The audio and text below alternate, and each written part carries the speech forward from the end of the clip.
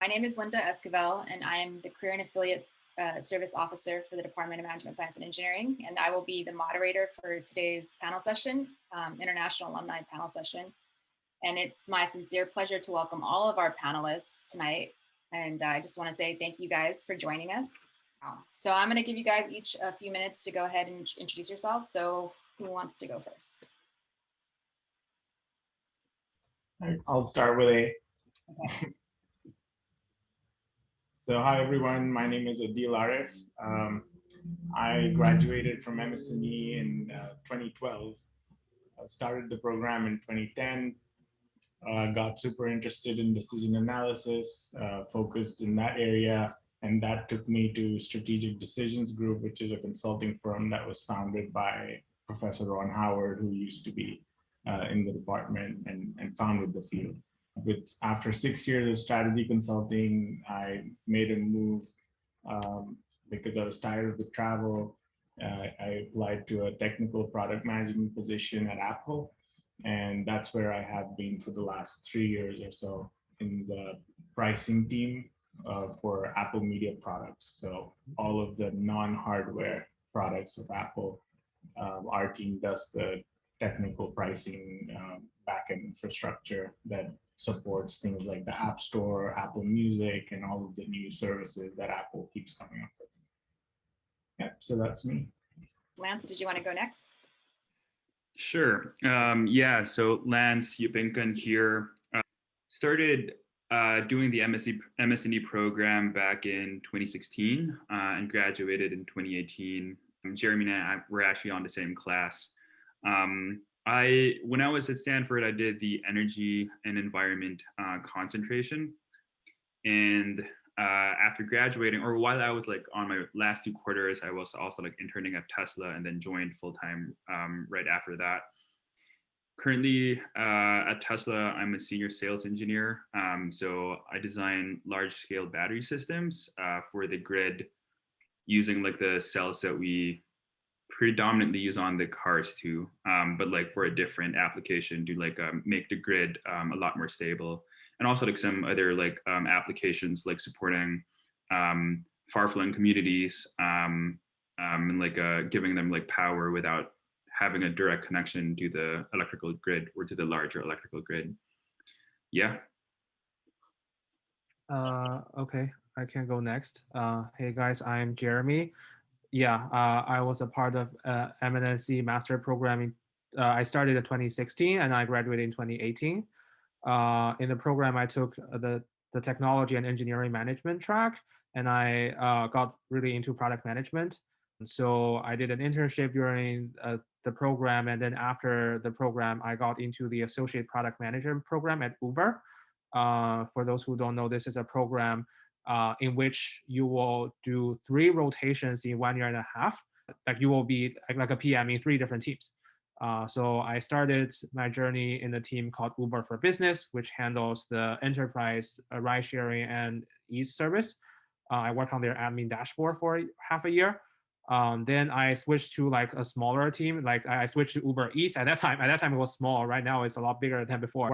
I worked on the courier pricing team for half a year. Then I worked on the consumer post order team for 1.5 years. And then I realized I want to look for some new opportunities. I'm really interested in fintech. So I recently made a switch. Right now I'm a product manager at a fintech company called Chime.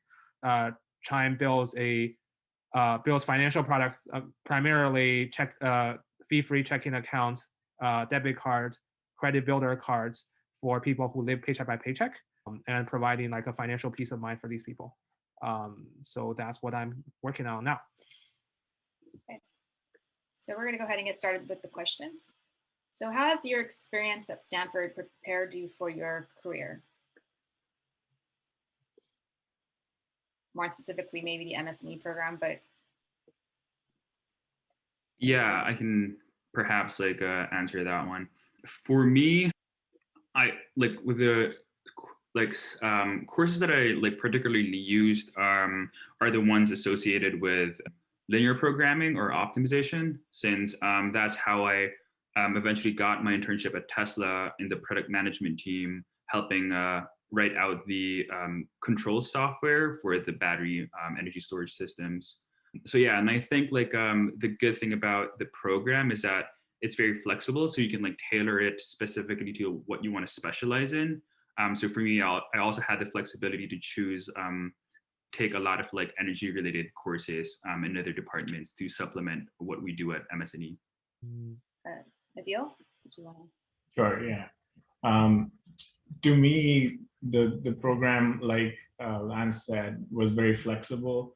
It gave me opportunities to work together with people, which was lacking in my undergraduate degree. So I came from India, and a lot of the projects were individual, and then the courses were all 3-hour exams and stuff like that, which didn't really expose you to the real world. What I found valuable in the MS&E program was there were a lot of project classes and a lot of classes that had group work. And that exposed me to different ways of thinking. The people I met at Stanford were all smart, all brilliant, and you could learn from them, work together on these group projects, group assignments. And that really prepared me for the real world, where you really are not solving problems in a bubble. You're always working together with people. In terms of the harder skills, I think Stanford's classes, or the MS&E classes, were taught me good critical thinking skills. I think they were all challenging to be able to get your core principles in line, and then you could diversify and then choose whichever track you wanted to pursue. And I think that was really good. So I found the core classes really important in my program. Yeah, to me, I feel Stanford MS&E really gave me a chance to explore my career options. So I came from a pretty different background. My undergrad major was polymer materials and engineering, which is a thing in my first year, I realized I didn't like it.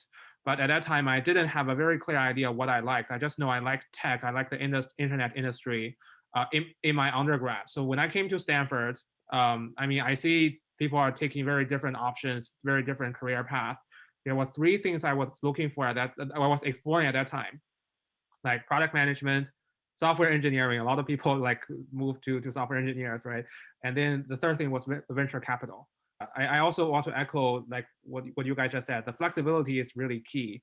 I took a lot of different courses to explore all that. I think for the first quarter, I took like CS 106. I didn't have much coding background before. I realized, okay, that's interesting. And then I take another one, CS 142, and like spending like 8 hours in a day debugging like the website. I realized, okay, that's not the thing for me. Then for venture capital, I think, yeah, I still remember there was a course, MS&E 275. The course taught by Anne, who is a managing partner at Floodgate, so which is a top VC in here, and I think they brought a lot of their portfolio companies to give guest speeches, and I think that was a very good exposure to understand, okay, how VC works. And I think in that class there are students who are hired by that VC. So I think I got a lot of understanding there, but I realized that's a really fancy career, but probably not good for early career, like career starters like me. So I feel maybe I want to do something more on the ground. I want to do product management. And I think then there is a course about product management. I think it's MS&E 265, right? And there are courses from the CS department like HCI, right? CS 247. I took 247 without taking 147. It's pretty tough, but I feel I did learn a lot about like user interview, prototyping, which were super helpful in preparing my interview later on. And I think, yeah, all these courses and also all the guidance from like career service. I still remember when I came, the first week I came, I chatted with Linda about the careers, and I think Linda gave me a lot of options, a lot of advice, and the career fairs are great. I found both my summer internship and also I think I took another autumn in quarter internship. I found both of the internships in this career, in the info sessions. So that was super helpful, and all of these helped me landed on a PM career from here. Okay, so the next question is more about your experience here in the United States as opposed to your country of origin. So did you notice any initial differences when you moved here? As far as just maybe even, I don't know if you came here for Stanford or if maybe you were in the United States prior to that, but maybe you can share a little bit about that. I can get started. So I came straight out of undergrad back in 2010.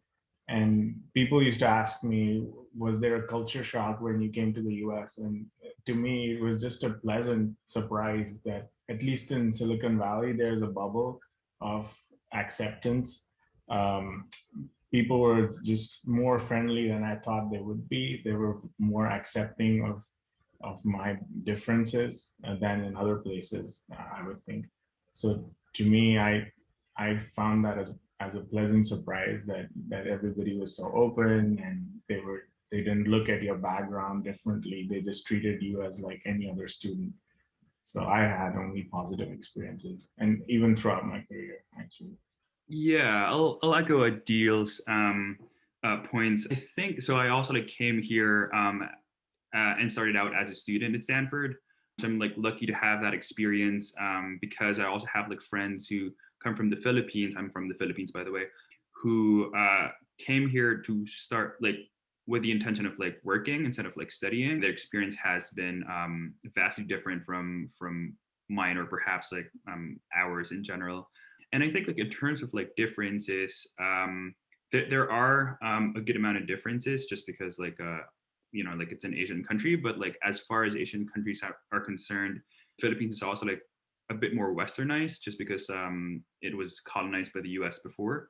So I remember like when I first came out here, I was like speaking with like people from different backgrounds, and it was interesting to see that like we shared in the same kind of like songs, or like songs that we listened to growing up, or shows that we watched when we were kids. So I guess like that helped kind of like bridge the gap or like the differences. But yeah, like everyone at Stanford has been super friendly, and I personally didn't have any issues kind of like adjusting. Jeremy? Yeah, I mean, at school, I definitely feel good. I feel, the Stanford culture and also overall the culture for the Silicon Valley is pretty open and pretty friendly to people with diversity. So I don't have an issue there. I do want to call out one thing. I think it's in my work. I feel the expectations are different between my home country and here. I mean, I was originally from China, and if you take an internship in China, sometimes you will feel like your manager will say, here's the list of work, do this, get this down, and then you are good, right? But when I got into the Uber APM program, especially in my first rotation, I realized, wow, that's very different. All the time I asked my manager, okay, what should I do next? What's the thing I need to do? They didn't give me an answer. They say, yeah, at this point, you are the owner, you need to make a decision, you need to have an idea what to do, and you organize your schedule, right? That there was some time, especially in my first rotation, that I was not like that well accustomed to that culture. I feel, yeah, especially in the PM role, people are more spontaneous. They expect you to lead things more, make more of your decision instead of asking others for decisions. So I think, yeah, now after two like almost 3 years, I definitely feel a lot better in like being more spontaneous here. But that was kind of a cultural difference, I feel, when I first started working here. Yeah, and also especially I think for Asian culture, yeah, I think that may be more typical in Asian culture. Like, yeah, you are asked to do whatever the boss asks you to do. But I think in here, a lot of time is not the case, which is a good thing, I think, to some extent. So thank you, Jeremy. Next question is, did you face any challenges being an international employee in a particular industry? I guess, Jeremy, you kind of touched on that a little bit, but did anyone else? Visa, I mean, for me, yeah, visa, green card, I feel these things are pretty time consuming and I mean, are becoming pretty challenging recently. So, I mean, my big advice for people who are applying for jobs is, yeah, think about these plans early. If you have a chance to get H-1B lottery earlier, yeah, definitely get it. I previously there were trade-off for me and also my friends. Okay, here is a job that sounds better but doesn't offer H-1B. here's another job that offers it. Yeah, right now I would still say, yeah, the visa thing, if you solve it, is solving it for a long time. So I would actually consider the visa thing with a pretty high priority there. And also, yeah, if you work with a company that help you solve these visa issue, yeah, I mean, keep close and very active communication with the attorney who help you solve these, and try to accelerate them as much as we can. I can give a personal example of myself. I mean, when I was like applying for my green card through Uber, I mean, I didn't keep a very close track on that. Originally, it can take like half a year, right? But later on, I didn't keep a close track on that, and like almost at the end of the half year mark, when it's supposed to be finished, there was a layoff at Uber. And if you have a layoff, you cannot submit a green card application. You cannot submit a perm application. So I need to wait another half a year to do that. So I always regret, if I just ask them, okay, when can we ship? When can we ship? Maybe before the layoff, I mean, my green card application will be submitted, and the whole thing can be moved like up by half a year or even a year. So that's a big lesson I learned. Yeah, for these things, I mean, no one cares more than you do. So really, yeah, spend more time caring about these things will be helpful. Did anybody else want to respond? Yeah, I guess in that same vein, but like in the earlier stages, I remember having some difficulties landing a job, or like getting offers from companies, just because like they typically ask like what your work authorization like thing is, how long do you intend to stay in the U.S., which are valid questions from the perspective of the employers for sure. It's just that like that's another kind of like, I remember that being like another step that I had to deal with on top of like just like looking for jobs. But thankfully, like at Tesla, yeah, like working as like an international is like a non-issue. It's very inclusive and very diverse. And I should have that as like background or the context of like my work. Like thing is, how long do you intend to stay in the U.S., which are valid questions from the perspective of the employers for sure.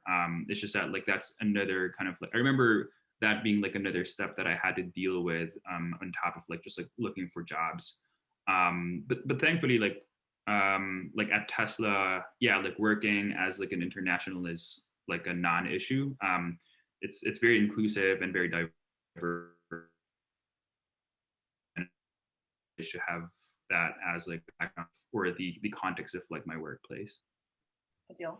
Yeah, I think I'd echo that. There's always a challenge with visa issues, and then especially if you miss a lottery and stuff like that, so you can get caught up on those things that are not really related to your work. I find that really frustrating, because you're being very well respected in your work, and especially when in consulting, I was going to clients and they didn't even realize that I had such an issue going on. Like once I missed the lottery, then I had to explore other options to go outside the United States, but still be working with the company and stuff like that. So it's very weird as an international student come employee to face those issues.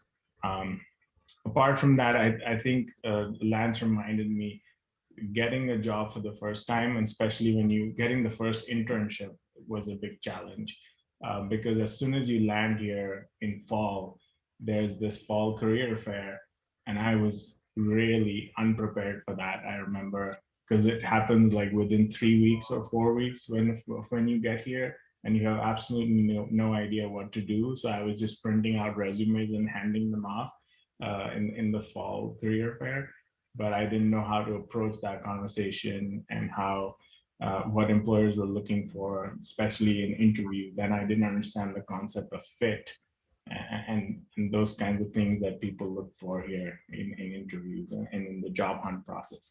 So I think if I were to give advice on that, I think, and maybe Linda, you can help students when they first come into the United States, like how does the recruitment process work here? That would be a good international student specific topic to cover. because I remember being lost in the first few months, but then by spring I felt like I belonged, and I got my internship in spring quarter, not in like early on. Yeah.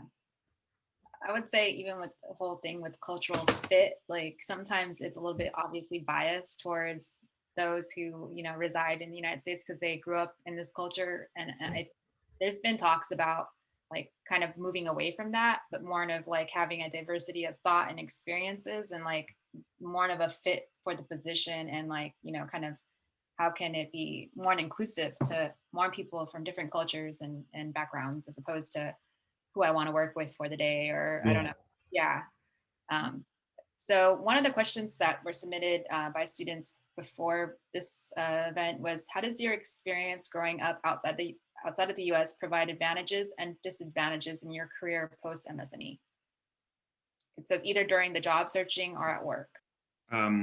Yeah, for me, it was, I think like the advantage is that now that we're talking about fit, like me having the context of like living in an archipelago where, you know, energy access is not universal, kind of like helped me have like that context coming in that like Tesla in particular like appreciated, just because like that's like a problem that they were trying to solve through the battery energy storage systems.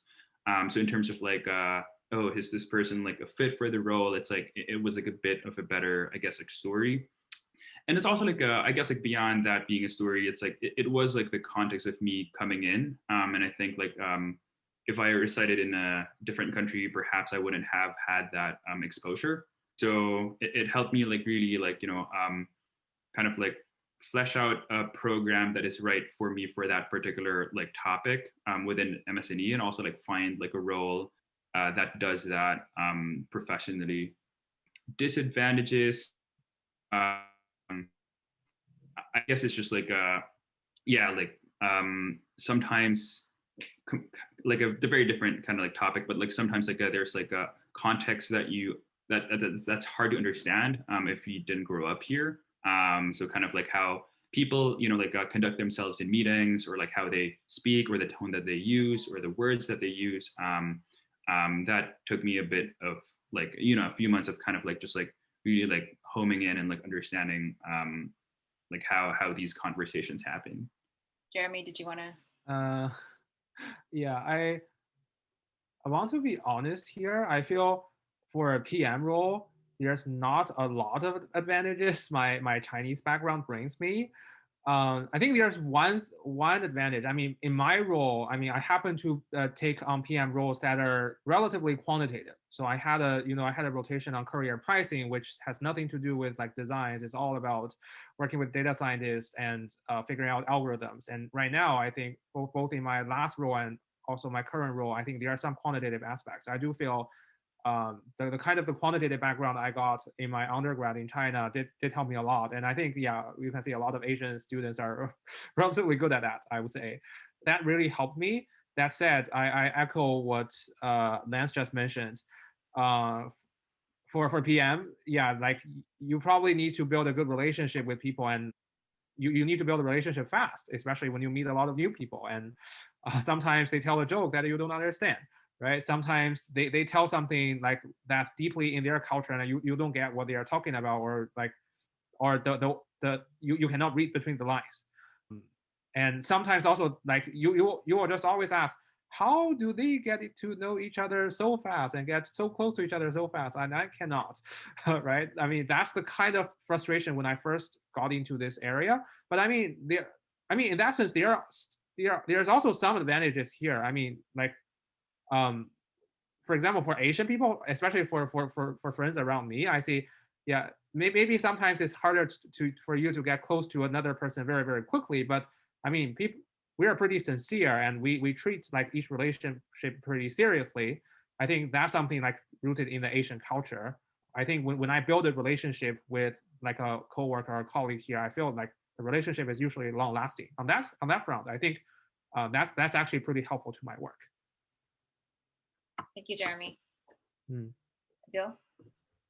Yeah, I think I would echo a lot of those points. To me, it I think the Indian and Chinese background, I would echo that. Like it gives you a lot of advantage in the quantitative space, especially in the consulting world. That can be an advantage over other Americans. I've noticed is that you can differentiate yourself at least through your better quantitative background in both building relationships and building credibility. And a lot of the PM role and consulting role is about building credibility and being able to work with people. And so I think I found the same thing. I didn't understand the sports references. People used to talk about football teams and what happened on the game last night, and I had no clue what they were talking about. So those were things. It's just that the context is missing, and I think you can't really do much about it. You just observe and learn how people are behaving, and you stay quiet. And soon enough, like after 3 or 4 years, I got used to that style of starting off meetings, talking about games or the latest show or whatever. Yeah, and a lot of American phrases are also very new to international people, like the 30,000 feet view and all these lot of different business jargon that we use here. It's pretty interesting. It just takes time, so I would just not be worried about it as a new international graduate entering the workforce. Thank you. So for the students that are here, if you want to submit questions, feel free to submit them in the chat or raise your hand, and we can answer them as we go along. But we still have questions as well, but feel free, like if you have a question, a burning question, feel free to ask it, and I can unmute you, or you could just put it in the chat. So the next question is, what advice would you give to students starting their careers now, and especially international students? I can go real quick. I would say at the beginning of your career, focus a lot on learning and building a good foundation, and don't worry about other factors like the compensation you get and or like the prestige of the company and so on. Those factors matter, but to an extent. But I think what you should focus on when you pick your first job is what kind of skills will I pick up. View it as an investment. And I think I would also focus on the kind of people you're going to work with, because that's what now I think a fit means is, will I be happy working with these people? Do I get along with them in the interview process? I think that's really important to also assess them.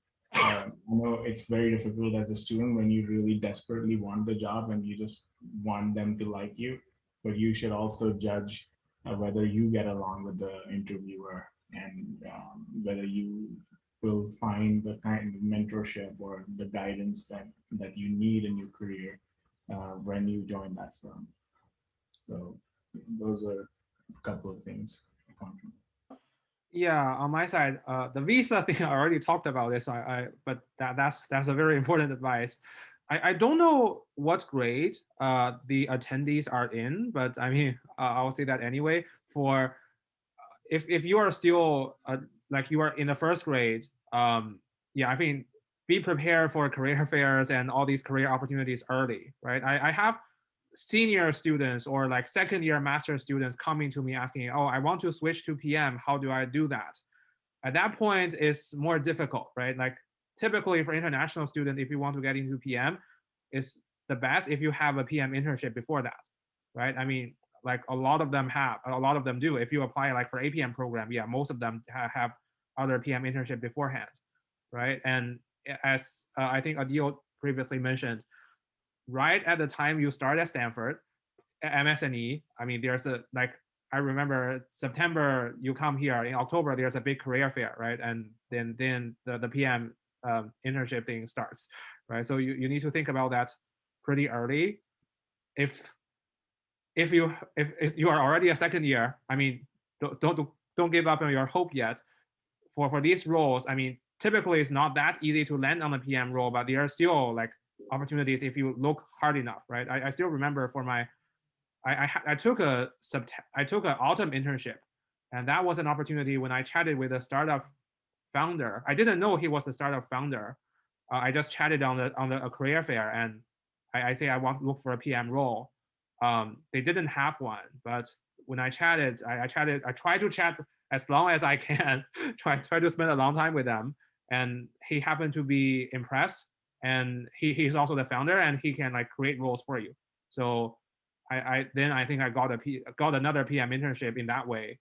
So I would say, especially in the startup world, I mean, I remember there's a startup career fair there, right? There are a lot of roles that can be created to you if you really spend enough time and think hard enough to find opportunities. Especially from like Chinese culture, sometimes we are not aggressive enough in career fairs. We are not like I feel okay. Maybe I should give other people some time to talk. Maybe I shouldn't talk that much. Maybe that person doesn't feel interested in me. Don't have that feelings. I mean, like take your time and chat with them. They are here because they want to chat, right? And be a little more aggressive and like pursue the thing you want to pursue, and maybe you will get good outcomes. That's what I want to say. Yeah, definitely agree with the points raised by Adeel and Jeremy. And complementing those, I think for me, it's just like having clarity in yourself what you really want to work on. I know this is like kind of like cliche, but like if you're very clear with what you want to work on, then the opportunities somehow kind of just like open up. Of course, you have to like invest and like put in the effort to like go for these things, and also like be mindful of the people that you work with, and the learning that you're going to get. But if you complement that with like knowing what you do want, it's like these things manifest. So I remember like speaking with Linda earlier on, that I really want to do like energy. So she connected me with various energy professionals. I didn't really like pan out right away, but then eventually like she recommended that I also like touch base with Jim Sweeney, who was my advisor, and then Jim just like you just like heard about this like program that Stanford is doing that opens up internships with NGOs.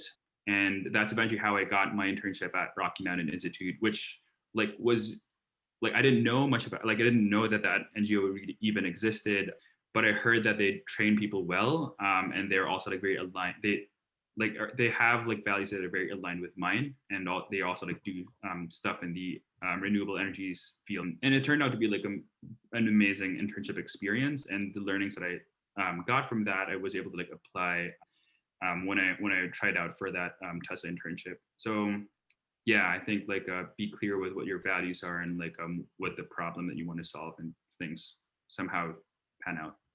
Thank you, Lance.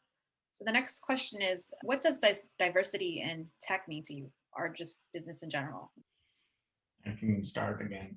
I would, so at Apple, we talk about inclusion and diversity in the same vein. What that means is, so as far as inclusion goes, everybody feels like they belong and that they're able to be who they want to be and who they're most comfortable with. So an inclusive workplace means that you have people coming in who are being able to express themselves, be true to who they are. As far as diversity goes, to me, I think it helps in two ways. One is in better problem solving, because diverse opinions bring diverse perspectives and more creative solutions. And in terms of that, I think international students bring a wealth of, so even different country backgrounds bring different problem solving ability to the same problem. And then the other thing is, even in outside of problem solving, I would say diversity just improves the level of conversations that you have as a team. It exposes you to different ways of thinking, even in terms of how you bond as a team. I think that is what diversity brings to the table. Jeremy, did you want to? Yeah, I realize I don't have that much to add. I feel we covered most of it. I do feel, yeah, cultural wise, a company needs to make like people from different culture to feel good about working there and feel a good sense of belonging. I do think my previous two companies did a good job there. And I think work wise, especially as a PM, I do hope to have more like diverse people from diverse culture in my team, from engineering, analytics, design, and other teams, so that yeah, we generate very different opinions, and eventually things become more creative. So I think Adeel covered both of them. So that's what I think as well. I think like Linda mentioned this earlier, where there seems to be like a shift in focus from the hiring perspective of like tech companies these days, where it's more around like diversity and inclusion, as what Adeel mentioned. And I think like that is true. So whenever we do hire new folks, that's like one of the criteria when we do the hiring process.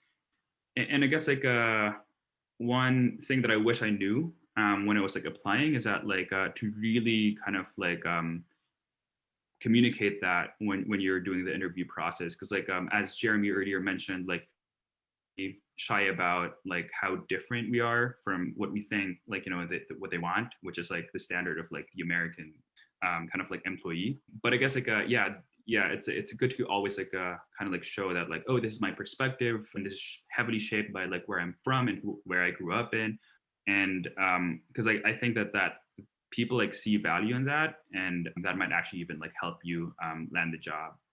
So don't be afraid to like share like anything diverse about yourself.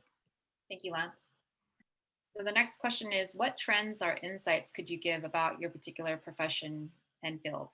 Or just, things you want to share with the students as far as like maybe things they should know if they're interested in pursuing a similar career. I can start. Well, like renewable energy and just like sustainability in general is becoming a larger and larger thing, just because I think like more and more people are starting to realize that this is or climate change is one of the bigger existential problems that we have as a human race. So regardless of who you are, where you're from, which part of the globe you're in, we're all going to be impacted by climate change. So if that is something that you're remotely interested in, I urge you to kind of like learn a bit more about it, because it is a field that is growing very quickly, and I personally think that it's also like a worthwhile kind of like problem to help solve. And MS&E does a good job at like equipping you with the right technical skills to pursue a career in this field. Thank you, Lance. Adeel, did you want to add to that? Sure, yeah. I can talk about the two industries that I have experience with. So I can start with consulting first. What I was observing in the consulting world, if students are interested, is there was more and more focus on tools you leave behind rather than slide decks you leave behind. So people are no longer willing to pay for strategy and a nice PowerPoint presentation that you leave behind and say, this is your strategy. They want you to have a more implementable strategy, and also to help them implement what you recommended. So that actually really, again, MS&E prepares you well because it gives you the hard skills as well to create these quantitative tools, for example. So people like dashboards, they like big data analyses and then on ongoing basis. It's not like you gathered data once and you found these trends and you said, this is the right thing to do, but they want a tool that they can use on an ongoing basis. So those kinds of skills are really taught well at MS&E. So you can either be so that's why I wanted to go into the product space, because you can understand the technicalities and you can help build such products that people want. So that's a shift in consulting. So most of the big companies, McKinsey, Bain, BCG kinds of companies, are investing a lot in building these kinds of tools or software that they can leave behind. And so that then took me to product management, where I think a lot of the consulting skills of influencing people without any authority really helped. So I was able to transfer those skills into product management, where I don't lead the engineering team or the QA team. I just guide them, and I have to influence them. I have to make sure that they work. So those skills will be valuable forever. So that's why my advice is always to students to learn how to work with people, especially in America. So the more real world experience you can get while at Stanford, the better you will do in the real world. Mm. Jeremy? Yeah, I think Adeel covered a good deal about product management. I also want to add a few of my thoughts. When I first got into product management, I heard people talking, say product managers are the CEO of a product. I want to say that's not entirely true. The whole sentence should be the product managers should be the CEO and the janitor of a product. So I actually want to say it's a pretty down to earth job, especially if you get into an entry level product manager positions, right? I think for sure you will need to spend time thinking about product strategies, but I mean you also need to spend equal or more like more time thinking about how should I fix this bug, who should I fix this, who should fix this bug, should this button be in this way or this color or that color, how should I launch it to country A, country B, country C, right? I think it's a pretty down to earth kind of job. And this is something I actually really liked. I previously tried venture capital, or like, I mean, I had internships in China and then I took that course, right? Took MS&E 275. I feel you will need to do analysis of a lot of companies and like make decisions on whether this is a good investment or not. But you also don't know exactly how it works, how their business model actually works, and how their product actually works. In PM, you will definitely know that. Sometimes you will know that a little bit too much. And also, that's partially why there are, on my year, there are 10 Uber APM hires. Nine of them came from a CS background. And I think that actually helps because you actually need to handle a lot of these implementation details with engineers. So I just want to say for people who still think product managers are like CEOs, you need to be prepared that like there's this janitor piece you also need to be aware of and be prepared about.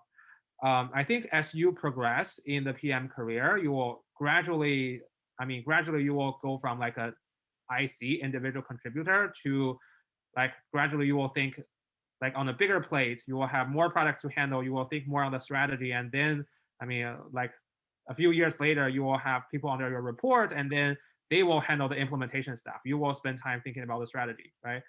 So I think that's a ladder you need to climb. Yeah, but I personally really like the mixture of the strategy thinking and the detail orientation or the implementation part of things. But that I also know that's not for everyone. I know there are sometimes like a lot of people ask me how to switch into product management, but after chatting with them, I realize not every one of them is a good fit for product management. That's something I want to bring to the group.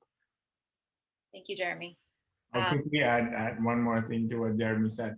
I think apart from being a janitor, you also have to play down your ego and not show that you're as smart as the engineer sometimes, even though you may be. But a good skill is to just suppress your ego and just go give them the importance and work through the problem with them rather than trying to say what you want to happen, because you'll get more buy-in if you work the problem together rather than being the CEO, dictatorial CEO who says this is how I want that button to look or whatever. I think MS&E can also be, if you take the softer skill classes, then you will again learn how to influence people by hiding how smart you are. Looking back at your time at Stanford and maybe your career as well, is there anything you would have done differently? I wish I I did spend a lot of time enjoying my time at Stanford, but I do miss being a student, which is something that people often forget. Or while they're students, that like being a student is like amazing. So like really be mindful about how you spend your time. I know that we are talking about careers here, but I mean, everyone here is like pretty like capable and smart, and we were all at Stanford, so like that will like happen. Don't obsess too much about that, and like really just like enjoy your time at Stanford, I think is what I would have done differently personally. Jeremy? I wish I got the green card application half a year earlier, but I already talked about that. I don't have a really specific thing, but I also want to echo now, after I work for 2.5 years, I do miss the student life. It's the time, oh, you can spend your whole day studying and you have the full flexibility to decide what you can study. And that's pretty hard to get when you start working, especially if you join a startup and like things become busy. I mean, I still remember my last quarter. So I think I remember in my last quarter, I got a TA so that I have less pressure on my financial stuff. And then I started taking courses that as I like. I mean, I remember I took a course about sleep and dreams, took a course about psychology, took a course about like negotiation. So nothing related to MS&E, honestly. But I feel, yeah, that's a good exploration of what I want to learn. And honestly, I don't have any of these opportunities anymore. Yeah, theoretically, you can go to Coursera, you can go to all these kind of channels and find this information you want to, but you will feel like when you start working, you are not in the mindset anymore. So I feel these old days are, yeah, I mean, cherish these old days if you still have the chance to do that, right? Like learn what you want to learn, and I mean, enjoy your student life. Yeah, I would echo that. I really wanted to get a PhD, but I didn't want to narrow down to one focus area. So if I could, I would just stay for 5 years and keep taking these classes at Stanford. And that's one of the reasons why, after, similar to Jeremy, after I got a TA, I extended my program and took the full 2 years so I could take all these random classes. But apart from that, I think there are so many events going on at Stanford. There are so many talks. There are so many guest speakers coming. Any single day can potentially change your life or the way you think about your career. So you could end up in a talk where you really connect with what the author or like the speaker is saying. Maybe it's a book, or maybe it's something from somebody from a company you admire. So just try to get into all those events and listen to people. And you never know, a thought might spark something that you may come up with a new startup, or you may meet someone who will completely change your life. So that is something that I would really encourage everyone to do.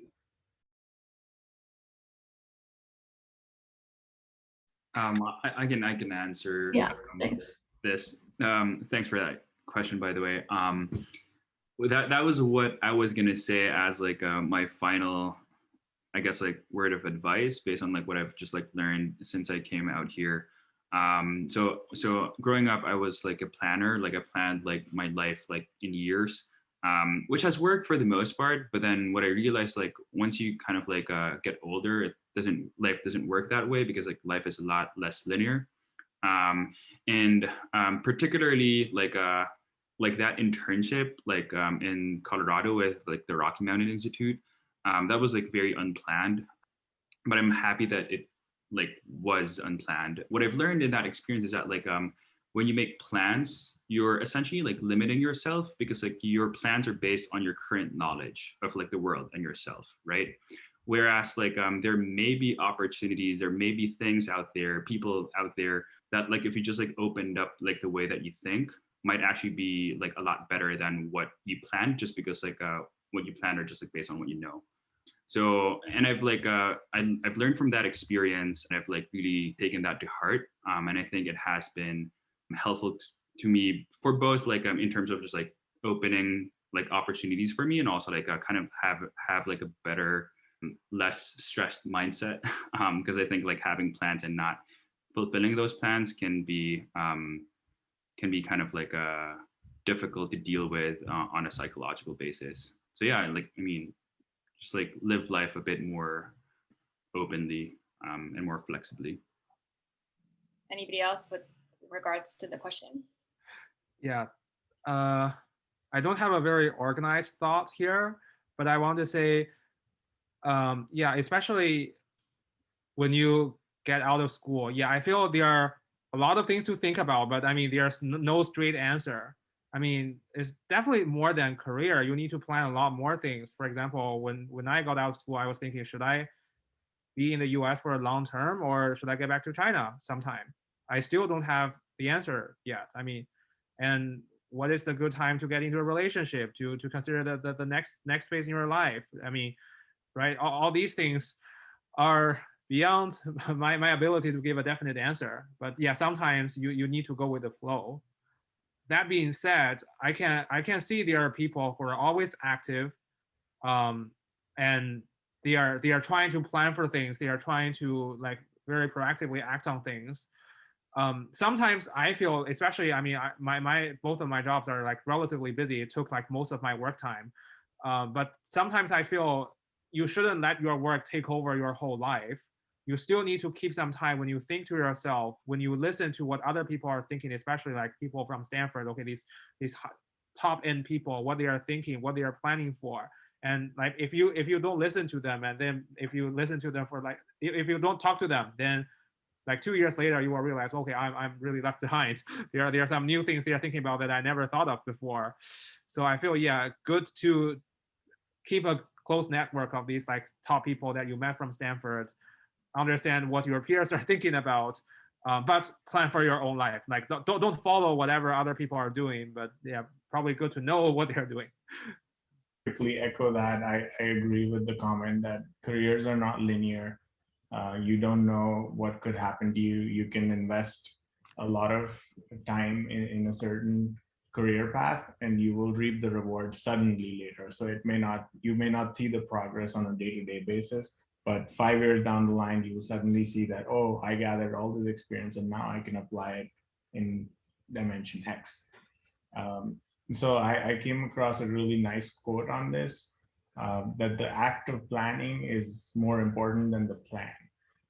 So just that you don't need to have a plan, but planning is a good idea, which means you think of largely where you want to head, but you don't need to say how I'm going to head there.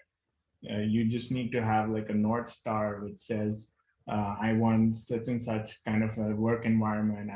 I want to work in such an industry or whatever, and don't constrain yourself, like Lance said, by the steps on how you get there. This pretty much concludes our panel session. I think we're done with questions. So I just want to thank all of our panelists for joining us today and taking time out of your busy schedule. And I want to thank people who were in attendance for being here. If you weren't here today and you registered for this event, we'll make sure to share this video with you. So thank you guys. Have a good night.